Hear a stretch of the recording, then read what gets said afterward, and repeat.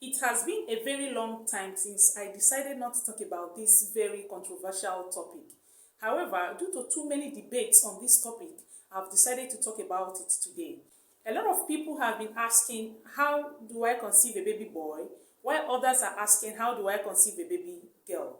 In today's video, I am going to discuss the tips that can help us to conceive a baby boy and tips that will enable you or help you to conceive a baby girl. Alright, before we dive into that, let's take a little time and click the subscribe button.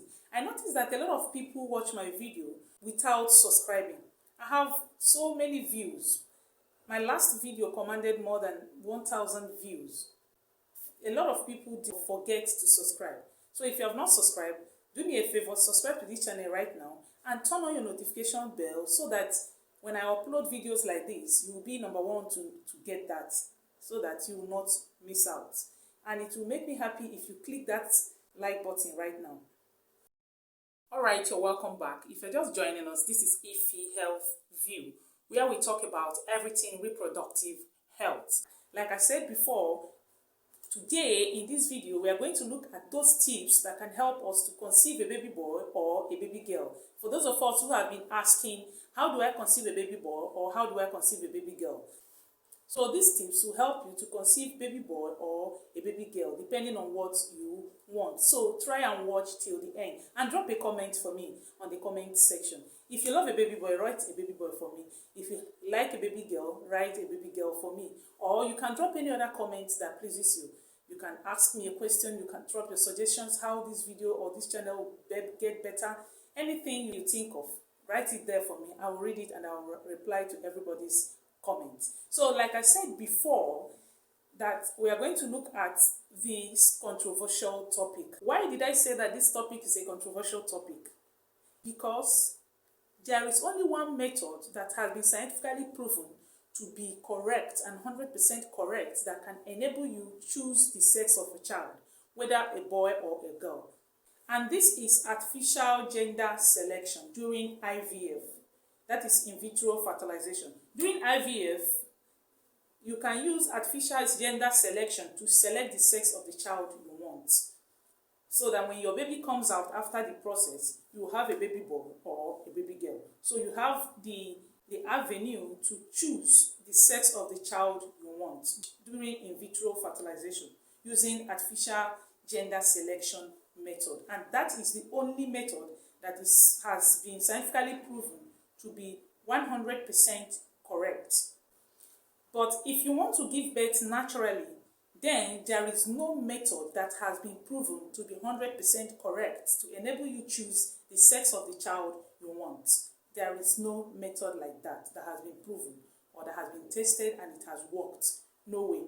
Giving birth to the sex to a boy or a girl is purely on probability. Although several researches have been done and a lot of theories have spoken much of this topic, and we are going to look at them today in this video. First of all, let us see the basic facts about biology concerning this topic. A woman produces an egg which has 2 chromosomes, and these 2 chromosomes are represented by X and X. That's XX, double X. And this XX represents a baby girl. A man's sperm also contains 2 chromosomes, and these 2 chromosomes are represented by X and Y, and that is a baby boy. But these 2 chromosomes, the X represents a baby girl in the sperm, while the Y represents a baby boy in the sperm.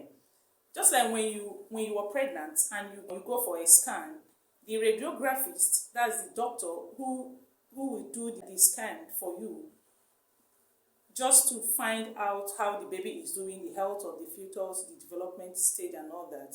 Eventually, he or she will tell you the gender of the baby by writing XX. XX means that they're going to give birth to a baby girl.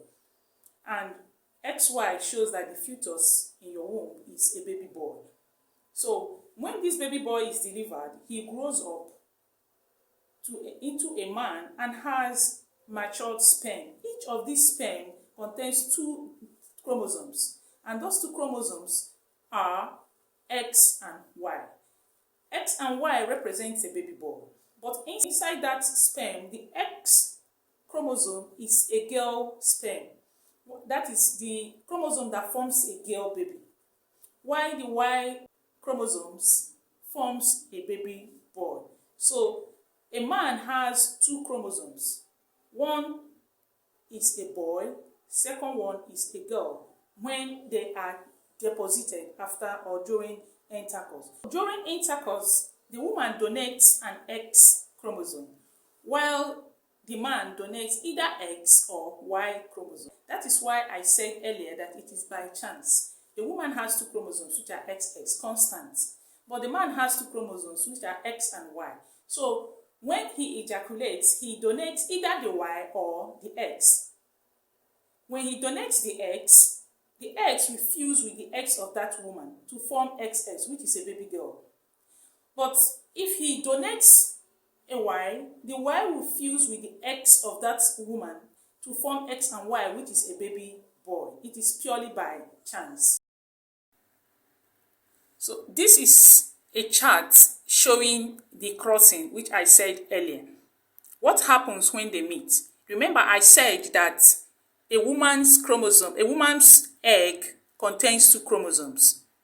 And these two chromosomes are represented by XX. And this represents a baby girl, while the man's chromosomes or the man's sperm contains two chromosomes, and these two chromosomes are represented by X and Y, and that shows a baby boy. Now, this is a woman. During sexual intercourse, the woman deposits an X chromosome, and the man, by chance, will either deposit X or Y. Let us assume that he deposits X, and this X meets this X, and the baby will become a baby girl. But if by chance he deposits a baby, the Y chromosome, remember the woman will also deposit an X chromosome. And if by chance the woman deposits the Y chromosome, then it will become X and Y. The baby will be a boy.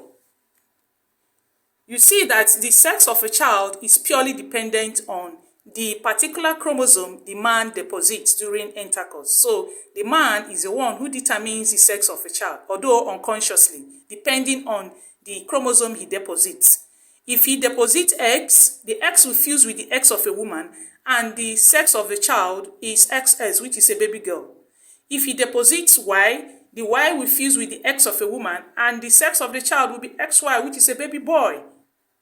So the woman is not the one who determines the sex of a child. This is just simple crossing.